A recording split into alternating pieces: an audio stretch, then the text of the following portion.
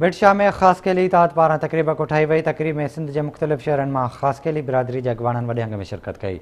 उन मौक़े ते नियाज़ हुसैन ख़ास केली चयो त बिटशाह खे तालको बणाइण हालाणी में बेदर्दी सां क़तल कयल हाकिम अली ख़ास केली, ज़ाकिर अली जे क़ातिलनि जी गिरफ़्तारी ऐं तानिया ख़ास केली जे खून बाबति आवाज़ उथारियो आहे। ख़ास केली इताद जे चेयरमैन सराई नियाज़ हुसैन ख़ास केली वधीक चयो त असांजे वॾड़नि अज़ीम क़ुर्बानियूं ॾेई पाकिस्तान जो वजूद ॾिनो ऐं असांखे पाकिस्तानी हुजण ते नाज़ आहे।